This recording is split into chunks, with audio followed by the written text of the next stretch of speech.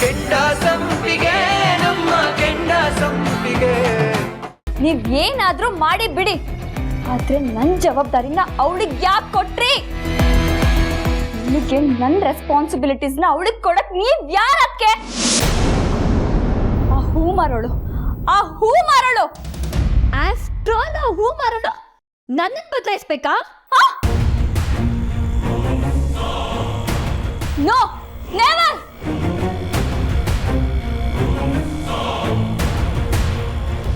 ಅದ್ ಹೇಗೆ ನೀವು ನನ್ನನ್ನು ಅವಳಿಗೆ ಒಪ್ಸಿದ್ರಿ? ಅದಕ್ಕೆ ನಿಮಗ್ ಯಾರ ರೈಟ್ಸ್ ಕೊಟ್ರು?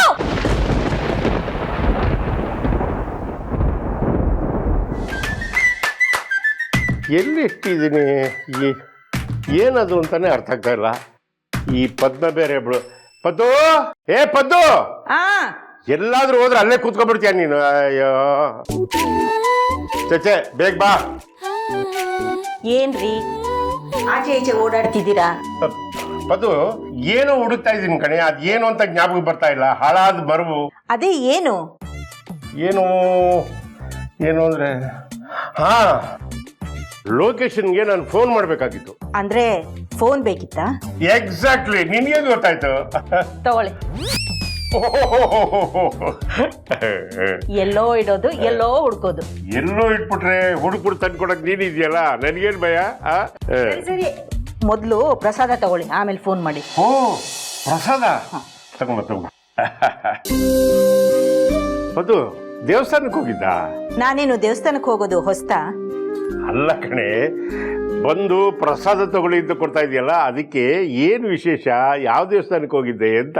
ಮನೆ ಸಂಕಷ್ಟಗಳೆಲ್ಲ ಪರಿಹಾರ ಆದ್ರೆ ದೇವರಿಗೆ ನೈವೇದ್ಯ ಮಾಡ್ಕೊಂಡು ಬರ್ತೀನಿ ಅಂತ ಹೇಳಿದ್ದೆ, ಅದಕ್ಕೆ ಮಾಡ್ಕೊಂಡ್ ಬಂದೆ. Very good.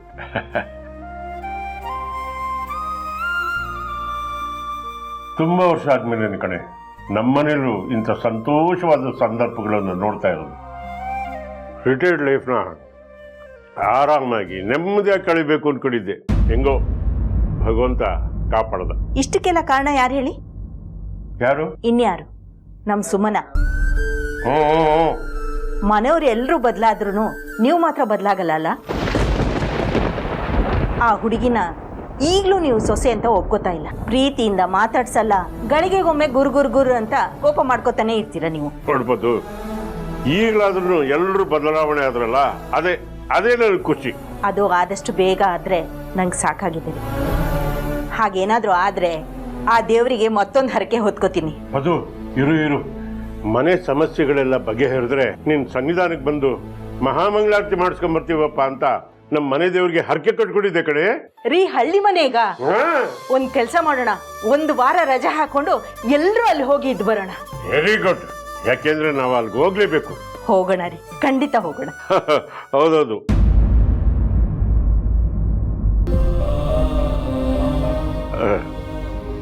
ಅದು ಮಕ್ಕ ಗಲ ಅಂತ ನಗ್ತಾ ಇತ್ತು, ಖುಷಿಯಾಗಿತ್ತು. ಯಾಕೆ ಕಿತ್ಕಿದಂಗೆ ಗಂಭೀರವಾಗ್ಬಿಟ್ಟಲ್ಲ, ಏನ್ ಸಮಾಚಾರ? ಸುಮನ ನಮ್ಮ ಎಲ್ರ ಜೀವನನ ಸರಿ ಮಾಡಿದ್ಲು, ಆದ್ರೆ ಅವಳ ಜೀವನನೇ ಸರಿ ಹೋಗಿಲ್ಲ ಅಲ್ಲೇನ್ರಿ? ಏನಾಗಿದೆ ಅವಳಿಗೆ? ಗಂಡನ ಪ್ರೀತಿ ಇಲ್ಲ, ಹೊಟ್ಟೆನಲ್ಲಿ ಬೆಳಿತಿರೋ ಮಗು ಬಗ್ಗೆ ತೀರ್ಥನ್ಗೆ ಅಕ್ಕರೆ ಇಲ್ಲ. ಅವರಿಬ್ರನ್ನ ಖುಷಿಯಿಂದ ನೋಡಕ್ ಆಗ್ತಾ ಇಲ್ಲ ರೀ. ಅವರಿಬ್ರನ್ನ ತೀರ್ಥ ಖುಷಿಯಾಗಿ ನೋಡ್ತಾ ಇಲ್ಲ ರೀ. ಈ ಸಮಯದಲ್ಲಿ ಅವಳನ್ನ ಪ್ರೀತಿಯಿಂದ ನೋಡ್ಕೊಂಡ್ರೆ ಹುಟ್ಟೋ ಮಗು ಆರೋಗ್ಯವಾಗಿರುತ್ತೆ. ಇವಳು ಕೊರಗ್ತಾ ಇದ್ರೆ ಮಗು ಮೇಲೆ ಪರಿಣಾಮ ಬೀರುತ್ತೆ ರೀ.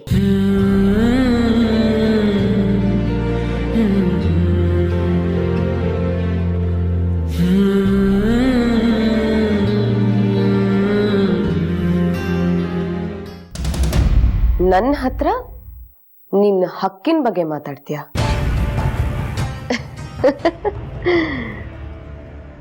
ನನಗೆ ನಿನ್ ಮೇಲೆ ಎಲ್ಲ ರೈಟ್ಸು ಇದೆ.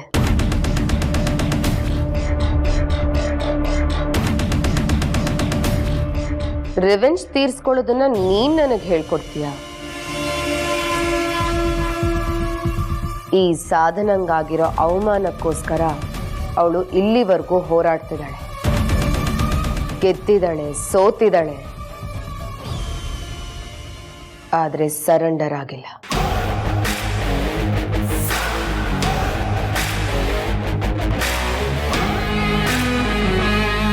ಏನು?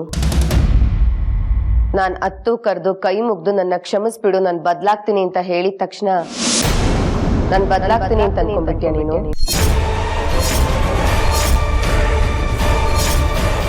ಇಷ್ಟೇನಾ ನೀನ್ ಇನ್ನ ಅತ್ಗೆನ ಅರ್ಥ ಮಾಡ್ಕೊಂಡಿರೋದು? ಅಂದ್ರೆ ನಾನು ನಿನಗೇನ್ ಹೇಳಿದ್ದೆ?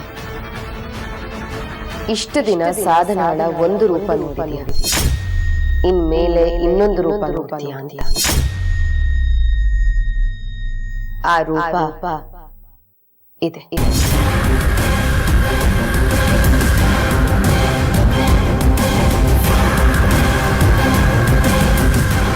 ಆ ಹೂ ಮಾರೋಣ ಮನೆಯಿಂದ ಆಚೆ ಹಾಕೋದಕ್ಕೆ ನಾನು ಇಷ್ಟೆಲ್ಲ ಡ್ರಾಮಾ ಮಾಡಿ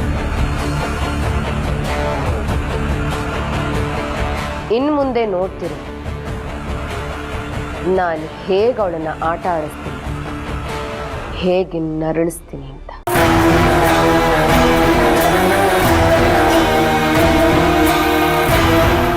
ಜಾನು, ನಾನು ದ್ವೇಷದಲ್ಲಿ ಕಂಡ್ಕೊಂಡ ಸತ್ಯ ಏನು ಗೊತ್ತಾ? ಶತ್ರುಗೆ ಶತ್ರು ಕೊಡೋ ನೋವು ಅಷ್ಟು ಪೇನ್ಫುಲ್ ಆಗಿರೋದಿಲ್ಲ. ಯಾಕೆಂದ್ರೆ ಶತ್ರುಗೆ ಆಲ್ರೆಡಿ ಗೊತ್ತಿದೆ ಶತ್ರುನೇ ನೋವು ಕೊಡ್ತಿರೋದು ಅಂತ. ಮೆಂಟಲಿ ರೆಡಿ ಆಗ್ಬಿಟ್ಟಿರ್ತಾನೆ. ಆದ್ರೆ ಜೊತೆಲೇ ಇದ್ಕೊಂಡು ಚುಚ್ಚೋದಿದೆಯಲ್ಲ, ಅದರಷ್ಟು ನೋವು ಇನ್ಯಾವುದೂ ಇಲ್ಲ ಜಾನು. ಅಲ್ಲಿ ಚುಚ್ಚೋದು ನಾನು, ಆದ್ರೆ ಆ ಚುಚ್ಚಿದ ನೋವಿದೆಯಲ್ಲ, ಅವಳಿಗೆ ನನ್ನ ಮೇಲಿರೋ ಪ್ರೀತಿ, ವಿಶ್ವಾಸ, ನಂಬಿಕೆ, ಭರವಸೆ ಇದಕ್ಕೆ ಚುಚ್ಚಬೇಕು. ನಾನು ಬೇಕು ಅಂತಾನೆ ನಿನ್ನನ್ನು ಅವಳ ಕೈ ಕೊಟ್ಟೆ. ಯಾಕೆ ಗೊತ್ತಾ? ನೀನು ಬೆಂಕಿ, ಸುಡ್ತೀಯ, ಕರಗಲ್ಲ ಅಂತ ನನಗೆ ಗೊತ್ತು. ಸುಮನ, ಇವಳನ್ನ ಬದಲಾಯಿಸ್ಬಿಡು ಅಂತ ಹೇಳಿದ ತಕ್ಷಣ ನೀನ್ ಬದಲಾಗ್ಬಿಡ್ತೀಯಾ?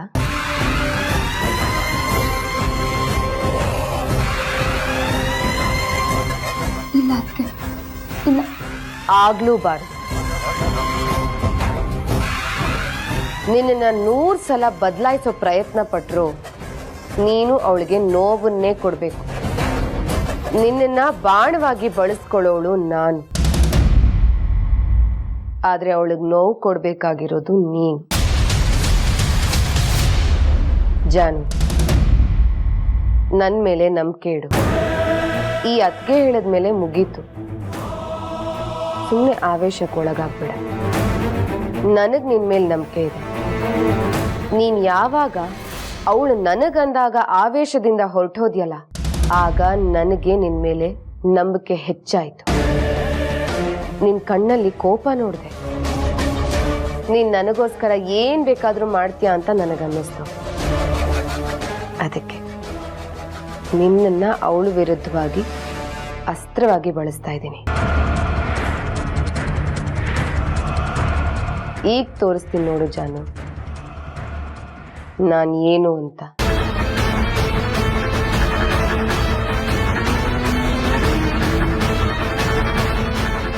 ಸಾರಿ ಅದಕ್ಕೆ, ನನಗೆ ಕ್ಷಮಿಸ್ಬೇಡಿ.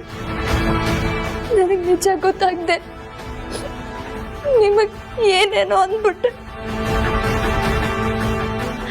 ರಿಯಲಿ ಸಾರಿ ಅದಕ್ಕೆ, ರಿಯಲಿ ಸಾರಿ.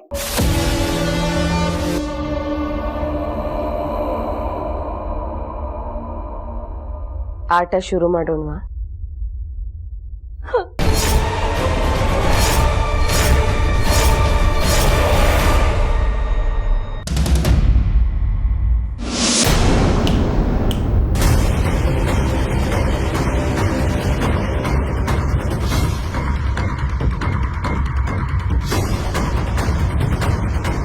ಟೀ ನಾನು ಕುಡ್ದಾಯ್ತು.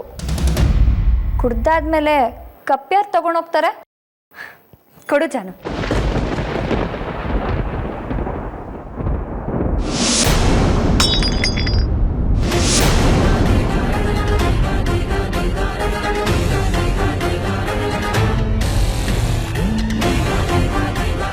ಜಾನು, ಏನ್ ಮಾಡಿದೆ ನೀನು?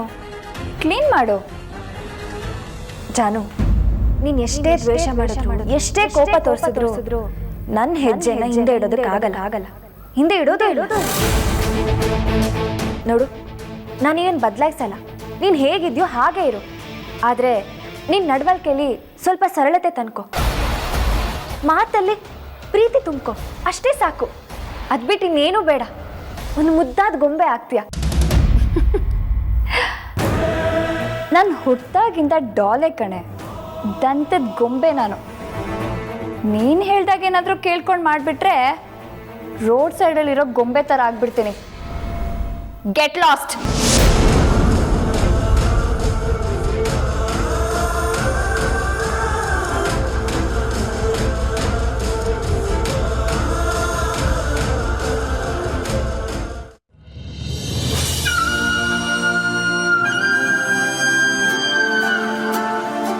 ಸುಮನವರೇ, ಎಲ್ಲಿ ಹೋಗಿರ್ತೀರಾ ನೀವು? ಎಷ್ಟು ಅಂತ ವೆಯ್ಟ್ ಮಾಡೋದು?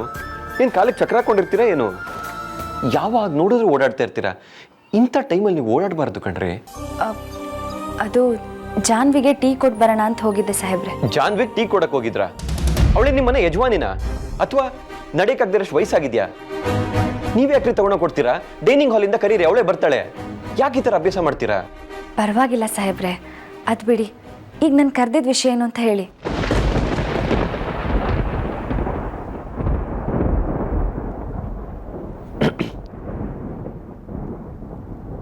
ಅದು ಸುಮನವರೇ,